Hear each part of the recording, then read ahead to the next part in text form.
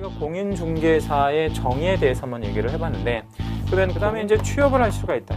취업. 네, 취업을 저당권. 네, 이 저당권이라고 하는 권리가 이제 이 금융하고 좀 밀접한 관점을 맞는 수험생들이 되게 많았어요. 네, 제 강의를 물론 듣고요. 네, 그래서 올해도 이제 제 강의 듣고요. 여러분 27회 시험에서도 100점 맞을 수 있도록. 자, 이번 시간에는 이제 결격사유를 좀 보시도록 그렇게 하겠습니다. 결격사유. 결격사유 앞에 이제 제목이 뭐라고 붙었냐면 등록의 결격사유 이렇게 이제 붙었잖아요. 예, 그러니까 이제 그게 무슨 얘기예요? 등록을 하는 데 있어서 결격이 된다, 이제 그 모자란다, 흠이 된다, 뭐 이런 얘기 되는 거죠. 그래서 그 결격사유라고 하는 것이 일정한 어떤 자격이나 요건에서 모자라는 흠을 결격사유라고 합니다. 결격사유가 10조에 정해져 있는데 일단 10조를 한번 좀 먼저 읽어보고요. 결격사유에 대한 설명을 좀 하나씩 드릴게요. 10조 1항입니다. 다음 각호의 어느 하나에 해당하는 자는 중개사무소 개설 등록을 신청할 수 없다라고 했습니다. 등록을 할 수 없대요. 일단 결격사유의 첫 번째 의미는 등록을 할 수 없다. 이게 이제 첫 번째 의미가 되겠고요. 12호까지가 있는데 2항을 좀 먼저 읽어볼게요. 12호 밑에 제1항 1호 내지 제11호 어느 하나에 해당하는 자는 소속 공인중개사 또는 중개보조원이 될 수 없다. 소공과 중개보조원 합쳐서 이제 고용인이라 그러잖아요. 고용인도 될 수 없대요. 이게 결격사유의 두 번째 의미가 됩니다. 자, 첫 번째, 결격사유에 해당이 되면 등록을 할 수 없대요. 두 번째, 결격사유에 해당이 되면 고용인이 될 수 없대요. 그 두 가지 다 기억해 주시고요. 사망도 좀 볼게요. 등록관청은 개공, 소공, 중개보조원 및 개업공인중개사인 법인의 사원 또는 임원, 이하 개업공인중개사 등 모든 사람을 포함해서 개업공인중개사 등이라 그랬죠. 1항 제1호부터 제11호까지 어느 하나에 해당하는지 여부를 확인하기 위하여 관계기관에 조회할 수 있다라고 했습니다. 그러니까 이제 법인은 당연하고 개인들까지 다 포함해서 그 신원조회를 이렇게 관계기관에 조회할 수 있는 그런 조항이 생겼다는 거죠. 그래서 조회를 이렇게 할 수 있는 권한이 이제 이렇게 생겼다는 겁니다. 일단 결격사유가 12개가 있는데 결격사유 12가지를 한번 좀 제가 다 읽어봅니다. 읽어보고요. 설명을 좀 드릴게요. 10조 1호입니다. 미성년자 결격에 들어가죠. 이후에는 금지산 또는 한정지산자도 역시 결격이고요. 세 번째는 파산선고를 받고 복권되지 아니한 자도 역시 결격이고요. 4호에 금고 이상의 실형선고를 받고 그 집행이 종료된 것으로 보는 경우를 포함한다. 되거나 집행이 면제된 날로부터 3년이 경과되지 아니한 자. 5호 금고 이상의 형의 집행유예를 받고 그 유예 기간 중에 있는 자. 6호 제35조 제1항의 규정에 의하여 자격이 취소된 후 3년 경과되지 아니한 자. 7호 36조 제1항 규정에 의하여 사무소 공인중개사 자격이 정지된 자로서 자격 정지 기간 중에 있는 자. 8호 제38조 제1항 2호 제4호부터 제8호까지 같은 조 2항 2호부터 제11호까지에 해당하는 사유로 중개사무소 개설 등록이 취소된 후 3년이 경과되지 아니한 자. 9호 제39조 규정에 의하여 업무정지 처분을 받고 제21조 규정에 의한 폐업신고를 한 자로서 업무정지 기간, 폐업에 불구하고 진행된 것으로 본다. 경과되지 아니한 자. 제10호 39조 규정에 의하여 업무정지 처분을 받은 개업공인중개사인 법인의 업무정지 사유가 발생한 당시에 사원 또는 임원이었던 자로서 당해 개공에 대한 업무정지 기간이 경과되지 아니한 자. 제11호 이 법을 위반하여 300만 원 이상의 벌금형의 선고를 받고 3년이 경과되지 아니한 자. 12호 사원 또는 임원 중 제11호 내지 제11호 어느 안에 해당하는 자가 있는 법인까지 해서 모두 12가지 결격 사유에 해당이 됩니다. 자, 일단 이 결격 사유의 내용도 많이 중요하죠. 아까 이제 제가 서두에 이 결격 사유에 대해서 얼마나 중요한지에 대한 설명은 안 드리고 제가 이제 본문 내용 들어왔는데 일단 우리 과목에서는 제일 중요한 아까 제가 이 3장에 대한 장 설명 드리면서 그 3장 부분에서는 가장 중요한 게 결격사유라고 말씀을 드렸단 말이에요. 그게 가장 중요한 파트라고 생각하시면 되겠습니다. 일단 결격사유가 우리 법에서는 제일 중요한데 그 사유보다는 결격사유에 해당이 되었을 때 어떤 효과가 있을 것이냐, 그거를 좀 알고 계시는 게 더 중요합니다. 그래서 결격사유 해당 시 효과를 좀 먼저 말씀을 드리고요. 세부적인 것들을 보도록 그렇게 하겠습니다. 제가 이쪽에 한번 적어 볼게요. 결격사유에 해당이 되면 결격사유 해당 시 효과, 어떤 효과가 있을 것이냐. 요거는 이제 그림으로 한번 보여드리겠습니다. 자, 이런 네모 박스가 있다고 가정하고요. 요거는 중개업을 영위하는 어떤 바운다리, 영역입니다. 여기에 어떤 사람이 이 영역 안으로 들어가고 싶어 하는데 이쪽으로 들어가는 방법에는 두 가지 방법이 있죠. 첫째, 등록을 하고 들어가는 방법, 개공으로 들어가거나 혹은 고용인이 되어서 이렇게 들어가는 방법, 소공이나 중개보조원이 있겠죠. 근데 얘가 안타깝게 뭐에 해당이 되어졌다라고 하냐면 결격사유라고 한번 생각을 해봅시다. 얘가 결격사유자예요.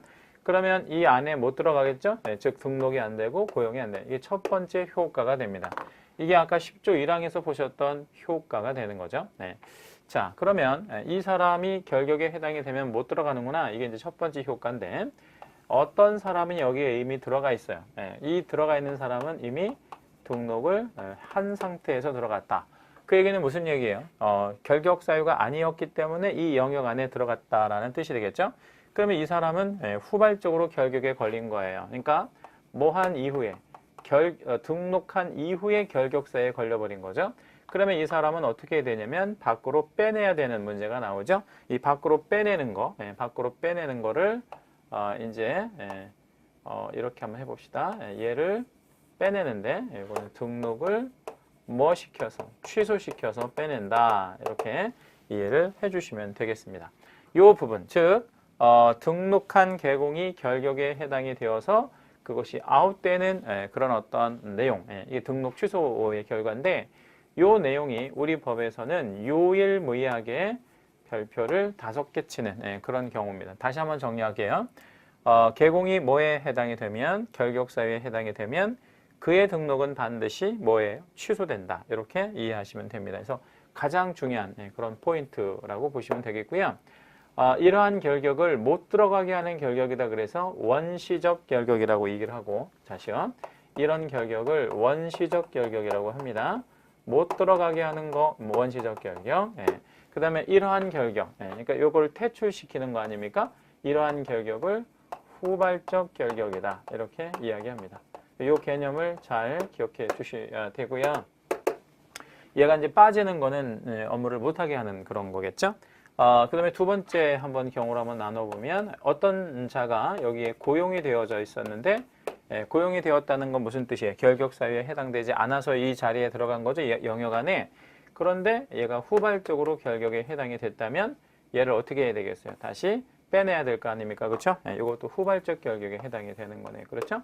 얘를 빼낼 때 어떻게 빼내느냐면 고용은 관청에서 이제 고용해 준 게 아니기 때문에 등록 취소처럼 얘를 등록을 취소시킬 수는 없는데 요거를 아웃을 시키는 데 있어서 어떻게 아웃을 시키냐면 두 가지로 나눠 봐야 돼요. 이 고용인이 사원 또는 임원일 때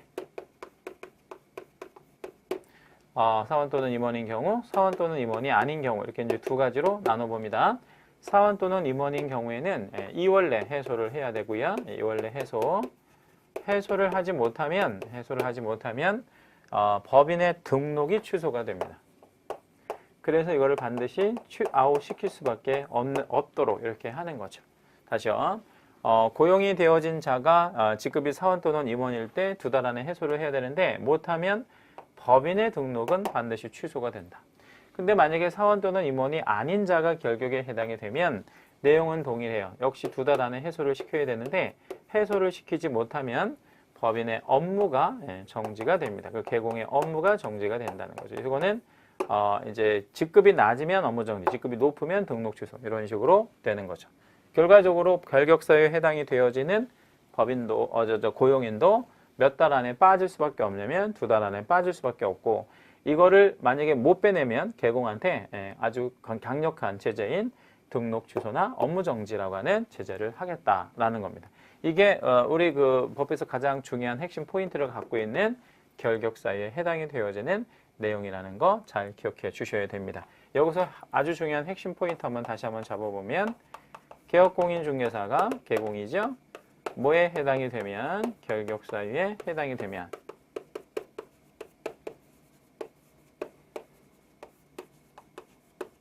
그쵸? 반드시 등록은 취소된다. 뭐 이런 말 되겠죠? 그리고 이거는 오라는 지문이 됩니다. 그래서 개공이 결격에 해당이 되면, 개공이라는 건 주어가 제일 중요하잖아요. 포인트. 그렇죠? 이 후발적 결격에 걸렸다는 거죠. 그러면 결격 사유에 해당이 되면 반드시 등록은 취소가 된다. 이런 얘기죠. 이 내용을 아까 말씀드린 거고요. 요거는 제가 별을 5개 줄 수 있는 포인트입니다. 그래서 제가 수업하는 과정에서 별을 5개 치는 건 요거밖에 없어요. 요거밖에 없으니까 잘 기억해 주시라는 거죠. 제일 중요한 그런 것들입니다. 자, 결격 사유의 효과 보셨고요. 결격 사유의 내용을 좀 하나씩 잘 살펴보도록 할게요. 결격 사유 내용. 자, 일단 1번 결격이 뭡니까? 미성년자죠. 미성년자. 미성년자는 개념이 뭐예요? 만 19세 미만자를 미성년자라고 합니다. 근데 미성년자가 어떻게 해서 그 해소가 되냐면, 미성년자가 만 19세가 되면, 만 19세가 도달이 되면 해소가 되는 거죠. 요거밖에는 없고요. 이게 유일한 해소책입니다. 다시요. 미성년자가 뭐 그 혼인을 했다고 해서 해소되는 것도 아니고요. 왜냐하면 우리 법에서는 성년의제라는 제도가 없거든요. 성년의제 이런 것들은 민법에서나 있는 거고요. 공인중개사법에는 성년의제 제도가 없기 때문에 미성년자가 19세에 도달하기 전까지는 어떤 경우라도 미성년 상태에서 벗어날 수 없다. 그런 거죠. 또는 부모가 동의했다고 해서 미성년자가 아닌 것도 아니고요. 동의해도 역시 미성년자니까 계속해서 미성년자다. 이렇게 이해해 주시면 되겠어요. 나이 먹는 방법밖에 없다. 이렇게 이해하시라고 그랬죠. 자, 그 다음에 이제 두 번째 결격이 뭐냐면, 이제 금치산자와 한정치산자, 뭐 이런 제도 있었었죠. 금치산자, 한정치산자. 이와 같은 금치산자와 한정치산자는 소위 말해서 이제 제한 능력자라고 얘기를 해가지고요. 행위 능력에 좀 이렇게 제한을 좀 받는 사람들입니다. 어떤 정신 능력이라든지 육체 능력이 좀 떨어져서 법원으로부터 당신은 금치산자야, 당신은 한정치산자야, 이런 식으로 이제 이렇게 막아놓는 거죠. 이 사람들이 한 단독 법률행위는 뭐 할 수 있냐면 취소할 수 있어요. 그래서 이 사람들을 믿고 뭘 맡기는 게 조금 위험할 수 있겠죠. 그래서 이 사람들은 결격에서 벗어나는 방법이, 이 금치산자와 한정치산자의 개념이 법원으로부터 선고받은 자니까 이거를 취소 판결을 받아야 돼요. 취소 판결 시에 해소가 되는 거다. 이렇게 이해하시면 돼요. 취소 판결을 받아야만 해소가 되는 거지 어떤 방법도 없다라는 거 알고 계시면 되겠고요. 자, 세 번째는 파산 선고자죠. 파산 선고자. 이 파산 선고자는 법원으로부터 경제적 능력이 안 좋다라고 해서 파산 선고를 받은 자인데, 직업 선택의 자유를 좀 일부 제한받아요. 그래서 남의 재산을 관리하는 개업공인중개사나 소공이나 중개보조원 이런 거 안 되는 게 좋겠다는 거죠. 이 파산 선고자는 법원으로부터 복권을 받아야 돼요. 그래서 복권 판결을 받았을 때, 그렇죠? 복권 판결 시에 해소가 된다. 이렇게 이해해 주시면 돼요. 복권 판결을 받지 못하면 해소가 되는 게 아닙니다. 한 가지 이제 주의하셔야 될 거는요. 주의하셔야 될 거는 여기도 한번 적어볼까요? 개인 회생 신청, 개인 회생 신청자는 얘는 결격이 아닙니다.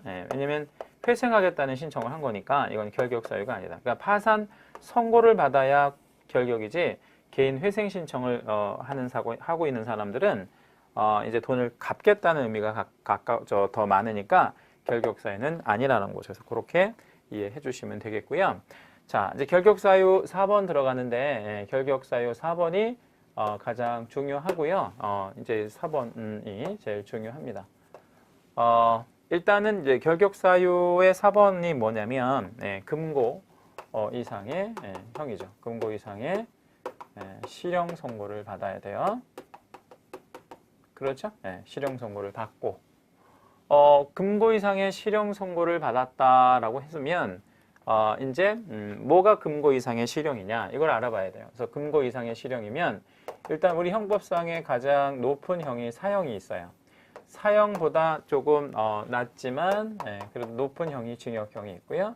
징역보다 낮지만 그래도 높은 거 금고 이렇게 이제 있는데 금고 이상이면 금고 포함해서 징역과 사형 요 세 가지를 얘기하고 밑에는 모르셔도 됩니다. 왜냐하면 금고 이상만 아시면 되니까 금고 포함해서 징역, 사형형을 받고 실형을 받았다는 건 유예되지 않았다 이런 뜻입니다. 유예되지 않았다.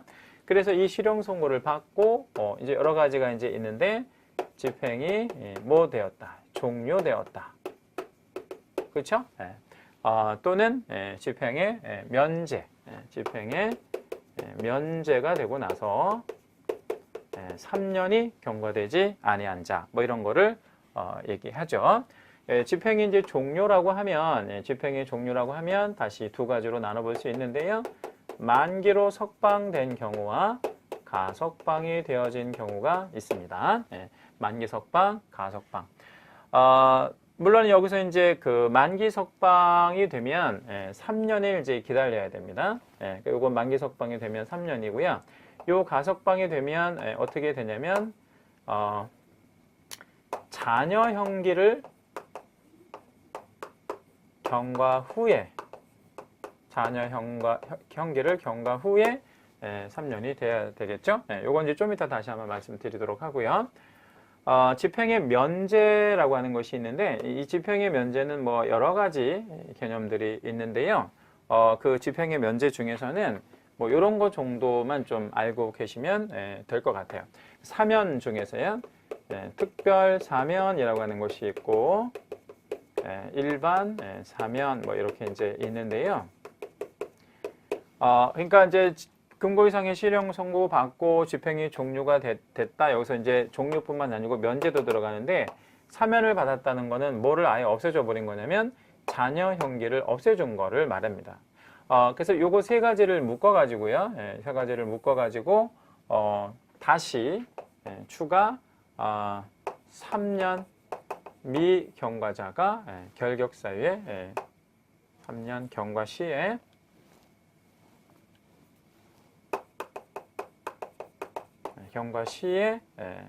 해소가 되는 겁니다. 없어지는 겁니다. 자, 그러면 이렇게 한번 정리해 볼게요. 그러니까 우리 예를 하나 좀 들어봅시다. 이거 쉽게 이해하시기 위해서 예를 들어보면 징역을 10년을 선고받았다고 치죠.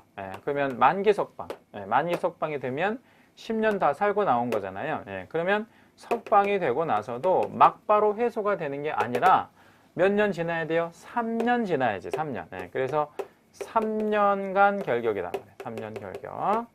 3년이 지나야 해소가 된다. 이런 얘기죠. 근데 이제 가석방이라는 건 징역 10년에다가 가령 뭐 이제 자녀 형기를 좀 남겨놓고 7년 복역 중에 가석방이 됐다고 가정해 봅시다. 그러면 몇 년이 남았어요? 자녀 형기를 경과하고 나야 된다 그랬죠. 그러면 3년에다가 자녀 형기 3년, 다가 다시 3년. 그러면 3년 이렇게 더하는 거죠. 그러면 6년간 결격에 들어가는 거죠. 그렇죠? 요거 가석방이 됐다고 하면 자녀 형기 지나고 나서 집행 면제는 사면인데 가령 징역 10년을 선고받고 뭐 가령 5년을 선고받고 5년 복역 중에 특사로 풀려났다. 특별 사면이라고 하는 거는 자녀 형기를 가석방하고 뭐가 다르냐면 자녀 형기를 면제해 주는 제도를 말해요. 자녀 형기를 면제해 주는 제도고요. 특사로 풀려났다. 그러면 5년의 자녀 형기가 없어진 겁니다. 그러니까 이것만 치면 되는 거죠. 그래서 3년간 결격이다. 이렇게 이해해 주시면 되겠어요. 요거 세 가지 이해 다 되셨죠? 그죠? 요거 세 가지 잘 기억해 주셔야 돼. 만기로 석방되면 3년만 결격, 가석방되면 잔해 연기 경과 후에 다시 3년, 특별사면은 아예 뭐가 없어지는 거냐면 잔해 형기가 없어지는 그런 제도죠. 예, 특별사면은 이제 대통령이 사면권을 행사하면 이루어지는 게 특별사면이고요. 보통 특별사면은 언제 이제 이루어지냐면 뭐 이제 부처님 오신 날, 뭐 또는 뭐 성탄절, 크리스마스, 또는 뭐 대통령 취임식, 뭐 이런 거, 뭐 광복절, 뭐 이런 거 이때 이제 주로 많이 하죠. 일반 사면은 어떤 거냐면요, 요거는 형의 선고 자체를, 그러니까 이 형의 선고 자체, 형의 선고 자체를 취소시켜주는 겁니다. 네, 취소, 시켜주는 거기 때문에 얘는 즉시 해소가 되는 겁니다. 즉시 복권, 네, 원래 권리를 되찾는 그런 개념이죠. 요거 우리 세 개는 지울게요. 네. 자, 요렇게가 이제 4호예요. 근데 4호가 좀 시험에 좀 제일 잘 나오는 편이니까 알고 계시고요. 5호 봅니다. 네, 5호는 금고 이상의 형의 집행유예 기간 중인 자가 결격이에요. 그렇죠? 네, 그러면 금고 이상의 형의 집행유예 기간 중인 자가 결격이면 뭐 하게 되면 해소가 되겠어요? 유예기간 경과시. 그렇죠? 네, 유예기간 경과시 해소가 되는 거겠죠. 그렇죠? 유예기간 끝나면 예를 하나만 들어봐 드릴게요. 네, 요거는 징역형을 받았다고 칩시다. 징역 3년, 집행유예 5년. 그러면 5년하고 3년 이렇게 이제 받아서 총 8년간 결격에 들어가는 게 아니라 징역 3년형에 대한 죄를 저질렀는데 이 징역형을 집행하는 것을 몇 년간 유예했냐면 5년간 유예를 해서 3년형에 대한 처벌을 하는 것을 5년간 유예를 한 거기 때문에 요거는 몇 년만 지나면요. 5년만 지나면 되는 거예요. 5년간만 결격이다. 주의하셔야 될 거는 요거 3년을 도하지 않는다는 거예요. 5년만 끝나면 돼요. 그리고 얘랑 도하지도 않는다는 거예요. 다시 한번 정리하면 집행유예 기간만 끝나면 결격이고 집행유예 기간 동안만 결격이다. 이렇게 이해하고 계시면 됩니다. 이거 되게 중요한 얘기니까 잘 기억해 주셔야 됩니다. 예를 다시 한번 들어볼게요. 징역 1년에 집행유예 2년이라고 생각해 봅시다. 징역 1년에 집행유예 2년. 그럼 몇 년? 2년간 결격이겠죠. 그렇죠? 네. 자, 그 다음에 이제 6번째는 자격을 취소당했다. 그리고요 몇 년? 3년. 네. 미경과자. 요거는 그냥 간단해요. 3년만 미경과니까 3년 지나면 경과 시에 해소가 되는 거죠. 그렇죠? 3년만 되면 되니까. 그 대신 이 3년은요, 이 3년은 몇 가지를 못하는 3년이냐면 3가지를 못하는 3불에 들어갑니다. 제가 숫자 3 한자로 안 된다는 그 불해서 3불이라고 썼는데 3불이 뭐냐면 일단 우리 1교시에 배웠던 시험 못 보죠. 시험 못 보고요. 3년 동안. 그다음에 오늘 이게 등록이 안 되는 거잖아요. 이 결격 사유가. 그다음에 고용도 될 수 없는 3불에 들어갑니다. 이것도 중요하니까 알고 계시고 이렇게 3불에 들어가는 건 요게 유일하다. 이렇게 알고 계시면 되겠습니다.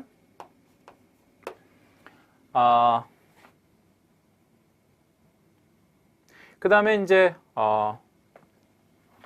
자격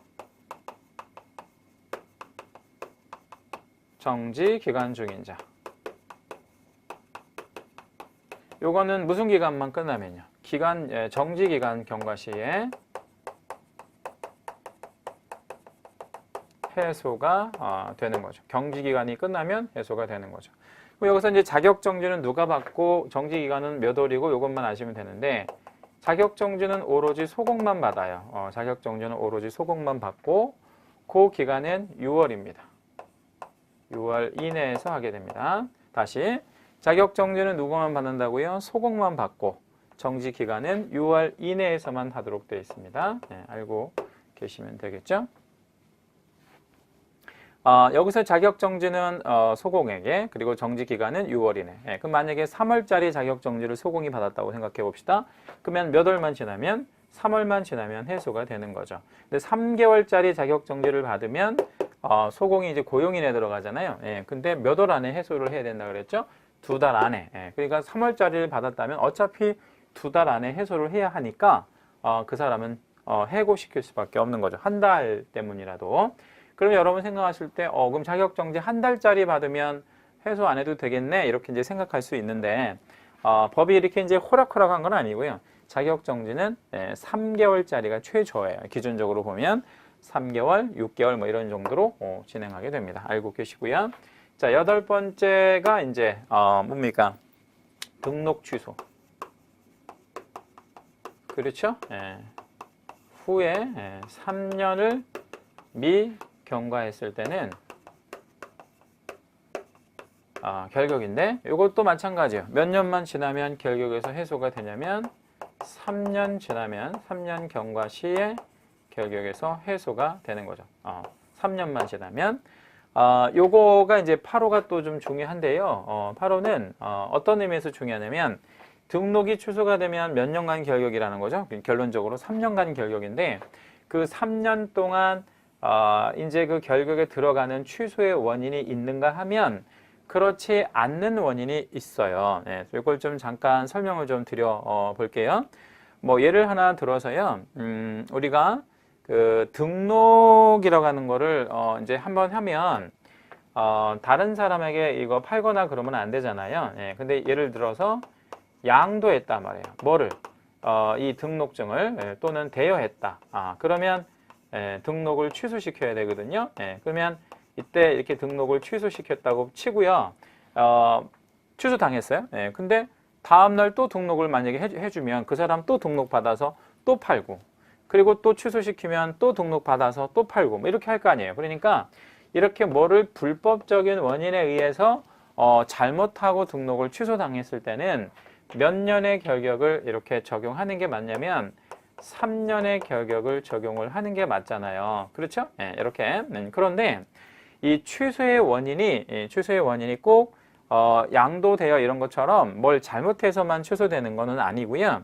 4가지 원인이 또 있을 수 있어요. 이제 그 4가지 원인을 좀 제가 약자로 좀 적어 볼 건데요. 그 약자가 뭐냐면 사해결등이라고 하는 겁니다. 사해결등. 제가 지금 뭐라고 적었냐면 사해결등이라고 적었습니다. 다시요. 사해결등이라고 적었거든요. 사해결등이라는 게 뭐 약자냐면 사는 사망이에요. 사망. 사는 사망. 해는 해산이에요. 해산. 그럼 사망은 누가 사망했을까요? 개인인 개공이 사망했을 때, 해산은 법인인 개공이 해산했을 때를 말하겠죠? 그리고 결은 결격사유에 해당이 됐다는 거예요. 누가 결격사유에 해당이 됐다는 거예요? 개공이. 그리고 등은 등록 기준입니다. 아까 우리 전 시간에 등록 기준 우리 배웠잖아요. 등록 기준에 미달이 된 그런 경우를 말해요. 이거 앞자만 따서 사해결등이라고 쓴 건데 이 사해결등에 의해서 등록이 취소가 될 수가 있어요. 그럼 이 사해결등에 의해서 등록이 취소가 되면 3년의 결격을 적용할 필요가 없는 거지. 왜 적용할 필요가 없냐면 하나씩 좀 설명을 드릴게요. 개공이 사망했대요. 사망하면 중개업 등록을 할 수 있는 주체가 없으니까 얘는 등록을 취소시키는 거 맞아요. 일단 취소는 시켜놔야 돼요. 등록의 효력은 없어는 지지만 취소는 시켜야 된다. 장부상, 서류상 정리는 해야 되니까. 근데 이거를 3년의 결격을 적용할 필요가 없다는 거예요. 왜? 이 사람 죽었으니까. 해산도 마찬가지예요. 취소하더라도 3년의 결격을 적용하지 않습니다. 그 다음에 결격이 가장 중요하고 어렵고 그런데 이 결격사유에 걸렸다는 게 이 결격에 걸렸다는 거예요. 개공이 결격에. 근데 만약에 이 결격이 예를 하나 들어볼게요. 실형 선고를 받은 게 징역 10년을 받았다고 칩시다. 징역 10년. 개공이 징역 10년을 받아서 아웃되잖아요. 그렇죠? 그러면 이 취소된 날로부터 3년의 결격을 적용하는 게 아니라 이 결격 사유의 원인이 뭔가를 따져야 돼요. 그래서 원인이 만약에 10년의 징역형을 선고받았으면 10년에다가 그 10년 감옥 살아야 되니까 그리고 나서 몇 년? 3년 기다려야 되잖아요. 그러니까 결격에 의해서 등록이 취소가 된 자는 그 원인된 결격에서 해소될 때까지 계속 결격이에요.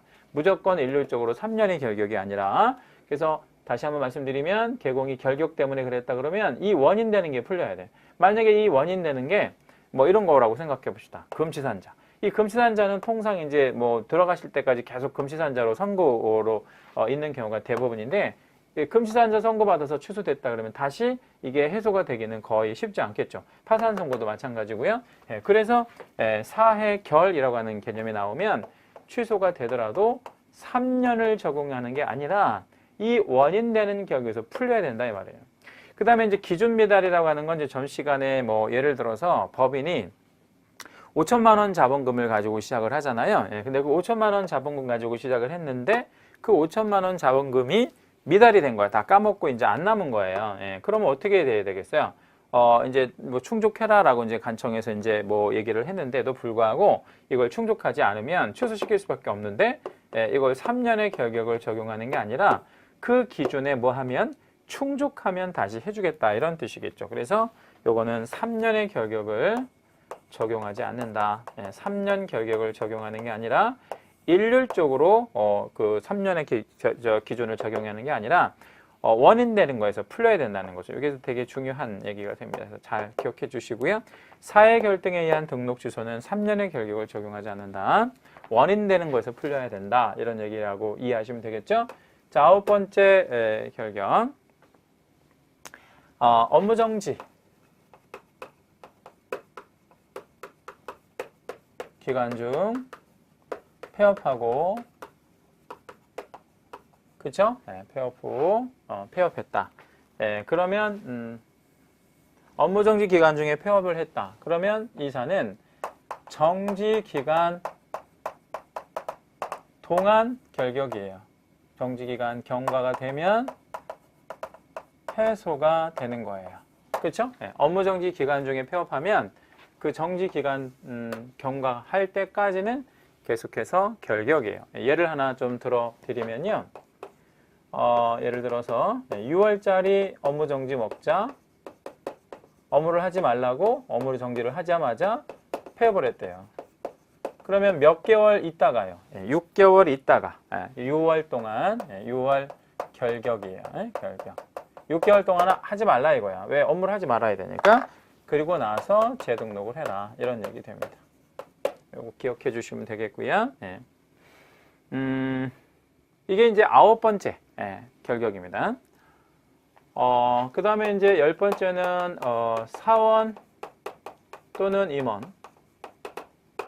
사원 또는 임원. 사원 또는 임원. 이 사원 또는 임원이 원인 제공을 해가지고요.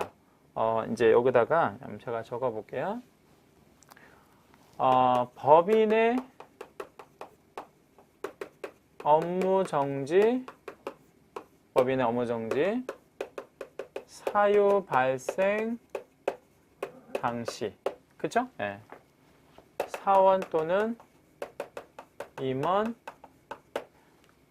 이었던 자. 이 자가 결격인데 이게 무슨 얘기냐면 일단 법인이 뭐를 받았어요? 업무정지를 받은 거예요. 업무정지는 법인이 받은 겁니다. 근데 사유가 있어야 될 거예요. 업무정지를 받게야만은 사유가 있었을 거 아니에요. 그때 당시 그 시점에 뭐였던 자? 사원 또는 임원이었던 자가 사유를 제공했다는 거지. 왜냐하면 법인은 사람이 아니니까 뭘 잘못할 수가 없잖아요. 그러면 얘가 잘못을 해서 사유가 제공되었고 법인이 업무정지를 받았는데 그 이었던 자, 과거에 이었던 자가 결격 사유에 해당이 됩니다. 그러면 얘는 언제 결격에서 풀리냐면 역시 정지기간이, 법인이 받은 정지기간이 경과 시에 해소가 되는 거죠. 자, 여기 10번에서 좀 조심하셔야 될 게 하나 있어요. 뭐를 조심해야 되냐면 이 10번에서 결격에 들어가는 자는 누구냐면 법인이 결격이 아니라 법인은 뭐만 받은 거예요? 업무정지만 받은 겁니다. 주의하셔야 돼. 법인은 업무정지만 받은 거예요. 그러면 사원 또는 임원이 원인을 제공했고 얘를 결격에 빠뜨린다는 거예요. 누구? 사원 또는 임원이었던 자가 결격이지 법인이 결격이 아니라는 거 주의하셔야 됩니다. 네. 자, 11번째. 이 법 위반하여, 이 법을 위반하여 300만 원 이상의 벌금형 받은 자. 벌금형 선고. 얘는 몇 년 지나면 결격에서 풀리냐면 3년 지나면 3년 경과 시에 해소가 되어야 됩니다. 3년 지나면 결격에서 해소된다. 이것도 되게 중요한 포인트인데요. 몇 개가 중요합니다. 뭐가 중요하냐면 일단 이 법을 위반해야 돼. 이 법. 그러니까 예를 들어서 다른 법을 위반했을 때는 그거는 결격 사유가 아니라는 거죠. 꼭 이 법을 위반해야 됩니다. 그 다음에 액수로 말하면 얼마 이상이어야 하냐면 300만 원 이상이어야 합니다. 그러니까 반대로 얘기하면 뭐 300만 원 미만이다. 그러면 결격 사유가 아닌 거죠. 그리고 이거를 선고를 받아야만 결격 사유에 해당이 된다. 이걸 한번 좀 제가 적어 볼게요. 타 법률, 그러니까 타 법을 위반했다. 이러면 이건 결격이 아닌 거예요. 그 다음에 300만 원 이하여야 되는데 300만 원 미만이다. 이것도 결격이 아닌 겁니다. 그 다음에 벌금형을 선고를 받아야 되는데 벌금형의 선고유예를 받았다. 이것도 결격이 아닌 거예요. 왜냐하면 선고를 받은 게 아니니까. 선고를 받은 게 아니니까 이거는 결격이 아닌 거다. 자, 어찌됐든 간에 이 법을 위반해서 300만 원 이상의 벌금형을 선고를 받았다면 몇 년 결격? 3년간 결격이에요. 그래서 3년 지나면 결격에서 풀리는 거죠. 그렇죠? 요거는 3년은 언제부터 계산하게 되냐면 벌금형 선고일로부터 3년을 계산한다는 거. 이것도 한번 적어볼까요? 중요하니까 벌금형 선고일부터 3년이라는 거. 3년. 요게 이제 일종의 이제 함정으로 잘 걸리니까 주의하셔야 됩니다. 자, 마지막 결격, 12번째 결격은 뭐냐면 결격 사유인 사원 또는 임원이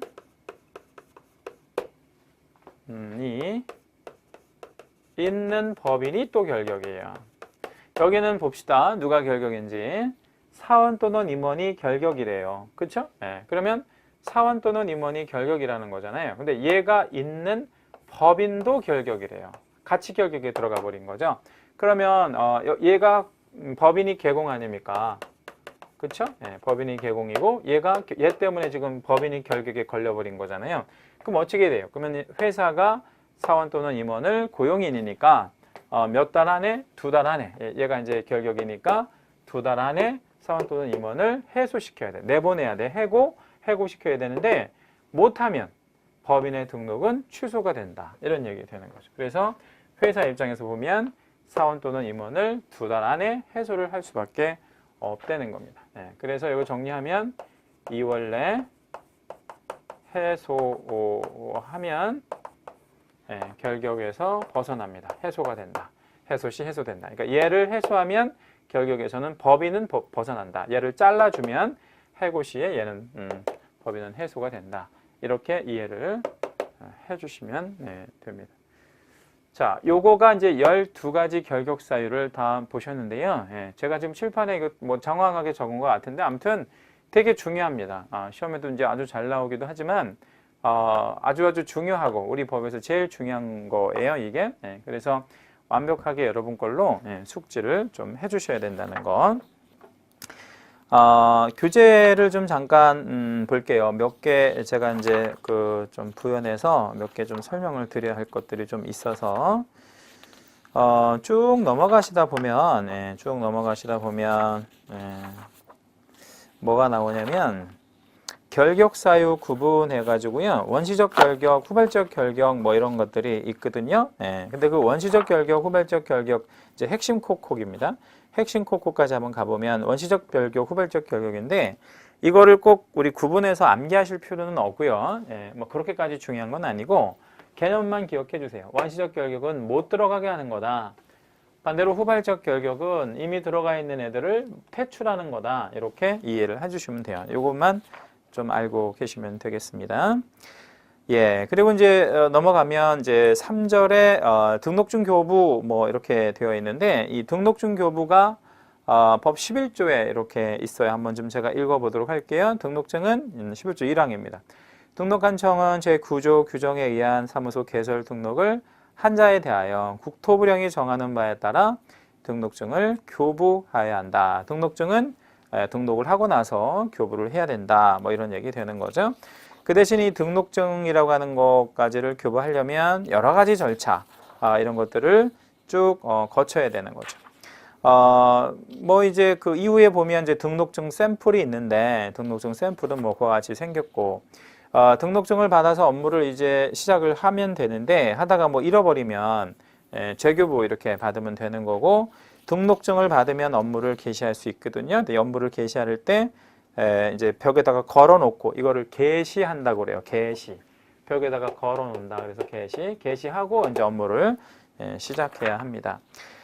일단은 이제 오늘 배우시는 내용이 여기까지예요. 여기까지가 이제 그 우리가 배우셨는데 요 부분에 대한 그 간단한 그림을 좀 하나 그려 드리고요. 수업을 마치도록 그렇게 할게요. 오늘 배우신 거를 총괄적으로 좀 다시 한번 설명을 드리려고 해요. 요거를 좀 지워 가지고요. 여기다가 제가 그림을 하나 좀 그려 드리도록 그렇게 하겠습니다. 무슨 그림이냐면 등록을 하는 기본적인 절차지요. 이제 등록의 절차. 등록증 받는 것까지 한번 좀 간단하게 보려고 해요. 이것도 되게 중요한 얘기입니다. 일단 이제 그림으로 한번 좀 그려 나가 보도록 할게요. 제일 먼저 이제 등록 오늘 배운 요건을 먼저 갖춘 다음에 다른 말로 하면 등록 기준을 먼저 갖추죠. 그래서 등록을 신청합니다. 등록 신청은 어디다 한다 그랬냐면 시군구에 가서 한다 그랬죠. 내가 사무소를 두고자 하는 지역을 관할하는 시군구에 가서 등록을 신청한다 그랬어요. 자, 그래서 이제 등록을 신청하면 관청에서는 뭔가를 검토를 해보고요. 검토를 해본 다음에 확인도 해보고요. 뭘 확인하냐면 뭐 예를 들어서 좀 전에 배웠던 결격사유 이런 거 그렇죠? 그 다음에 뭐 현장 확인 같은 것도 해봅니다. 현장 확인을 왜 하냐면 사무소를 진짜 확보했는지 뭐 이런 거 다 확인해 보고요. 이런 거는 이제 확인을 다 해본 다음에 등록을 해줍니다. 그리고 본인한테 통지를 해주게 됩니다. 등록하고 통지를 해주는 거죠. 여기까지가 며칠이 걸린다 그랬냐면 신청에서부터 통지까지가 7일, 일주일 걸립니다. 그래서 등록에 하고 통지. 여기서 이제 등록을 하고 통지를 해준다는 얘기 무슨 얘기냐면 이제 그 서면으로 통지를 해주고요. 서면으로 등록 번호를 알려준다는 뜻이겠죠. 이때부터 이제 정확하게 개공이 되는 시점입니다. 왜냐하면 관청에 가지고 있는 장부에 이름이 올라갔으니까 이 이후에 뭐를 해야 하냐면 업무 보정이라는 거를 설정을 해야 됩니다. 보정 설정을 해야만 업무 보정을 해야만 업무를 개시할 수 있거든요. 그래서 이 보정 설정하는 거는 일종의 이제 그 등록증을 받기 위한 그런 건데 이 보정을 설정하는 건 세 가지 중에 하나. 보험, 공제, 공타. 그리고요 개인하고 법인하고 좀 다른데 개인은 1억 이상, 법인은 아까 한다 그랬죠? 이런 것들 좀 알고 계시면 되고요. 보증을 설정해야 됩니다. 그리고 나서 이제 이어서 뭐를 해야 하냐면요. 이거를 이제 신고하면 내가 보증했다라는 걸 신고하면 관청에서 이제 등록증을 교부하게 되고요. 이 등록증 교부를 받아야만 업무를 개시할 수 있거든요. 그리고 나서 이거를 걸어 놓고 게시물 게시 그리고 최종적으로 업무를 개시 시작하는 뭐 이런 절차로 진행돼야 돼요. 요거가 이제 되게 중요하고요. 이 등록증 교부를 하려면 보증을 확인을 해보고 요거 확인해보고 등록증을 교부해야 됩니다. 그러니까 보증 설정이 없으면 등록증이 교부될 수가 없다는 거죠. 되게 중요한 절차이자 순서이자 그래요. 그래서 먼저 선 등록, 후 보증, 그리고 등록증은 나중에 교부된다. 이런 식으로 이해하시면 되겠고, 자, 마지막으로 하나만 여기다 더 붙여볼게요. 인장 등록을 해야 되는데 인장 등록은 언제부터 신청을 할 수가 있냐면 이때부터 신청을 해가지고 언제 사이에 이제 해야 되냐면 이제 그 인장을 이제 등록을 하려면 이제 업무 개시 전까지 해야 되니까 요 사이에서 요때부터 요 사이에 업무 인장을 등록할 수 있는 인장 등록 가능 기간이다. 이렇게 인장을 등록해야 하는 그런 겁니다. 여기서 이제 중요한 거는 이제 가장 중요하다고 이제 얘기할 수 있는 게 뭐냐면 개공이 되는 시점인데 개공이 되는 시점은 여기서부터 개공이 되는 겁니다. 그래서 이렇게 나눠 가지고요. 이 앞에는 무등록이고요. 요건 유등록이니까 등록을 가지고 있는 거니까 다시 표현하면 얘는 개공이 되는 시점이다. 이렇게 이해하고 계시면 돼요. 그래서 유등록 개공이 되는 시점 아주 중요한 포인트입니다. 포인트 중에 포인트니까 잘 기억해 주시고요. 요 그림까지가 이제 오늘 우리가 그 배우신 내용들을 종합적으로 한번 살펴본 그런 내용입니다. 이 그림은 꼭 기억해 주셔야 됩니다. 자, 오늘 수업은 여기까지 하고요. 다음 주에는 이제 우리 그 12조 4절에서 이중 등록 뭐 이런 것들을 금지시키는 그런 부분부터 이제 사무소까지 중개사무소 뭐 우리 또 중개 업무 뭐 이런 것들이 있거든요. 그런 것들을 쭉 보시도록 그렇게 하겠습니다. 자, 여러분 고생하셨고요. 다음 주에 뵙겠습니다. 수고하셨습니다.